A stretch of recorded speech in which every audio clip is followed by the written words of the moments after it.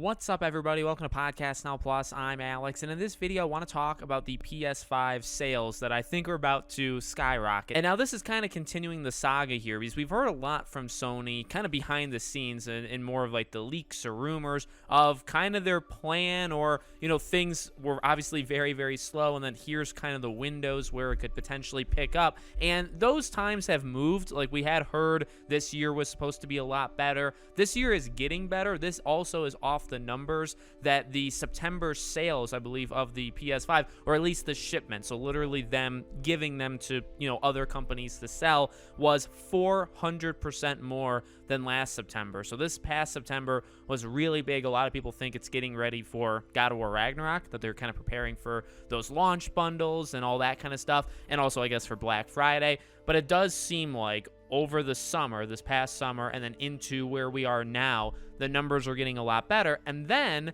from, again, March of next year to March of the following year, I believe I saw somewhere else that amount of units that they would, they expect to sell them, honestly. Like, they're saying shipments, they're going to give them out, but you want them to sell. And that number, I believe, the 30 million, is higher than any year that the PS4 ever had. So it's by miles the biggest year the PS5 had, but I believe it's also the biggest year PS4. Now, does that mean they sell all 30 million? Not necessarily, but you'd imagine because of the want for it, right? And also, this goes hand in hand with that detachable disc drive. So we've heard rumors that they'll pretty much stop making those PS5s with the disc drive, the one you could get at launch, how, you know, you get the disc or you get the digital. I actually have the disc. Those PS5s would actually cease to be made next holiday. So they would make them for another year. A good amount, like I believe 12 million, they say. 12 million of the 30 million are going to be those PlayStations.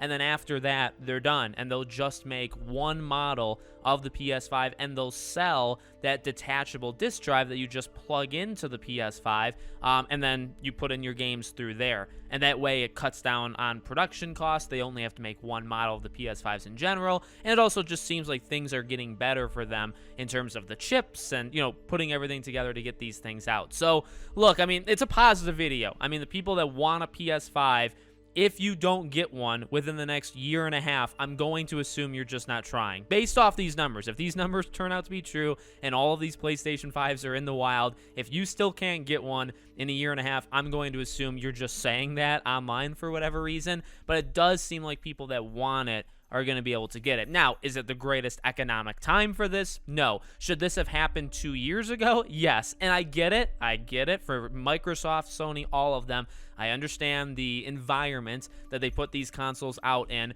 It is, in my opinion, kind of laughable that based off these numbers, right? If they're true, we're really going to start next gen next year. 2023 is the start of next gen, 2.5 years after they came out. I think that's very, very stupid. I do not want a repeat of that for PS6 in another 4 years when we end up getting it. So I can be negative if I went down that path. But no, I mean, good news for those that want it, as long as you can afford it. And yeah, they're not doing any favors by, you know, increasing prices in certain locations around the world. But if you got the money and you've been looking for it, it does seem like, you know, from this up, really, March is that starting point, but it is getting better. I mean, like, the facts are, at least in the US, in September, they got a lot better. You imagine this holiday is easily going to be the best holiday, or the easiest holiday, let's say, to get these consoles than ever before. Now, it's only been, 3 times. This will be the 3rd holiday season, technically,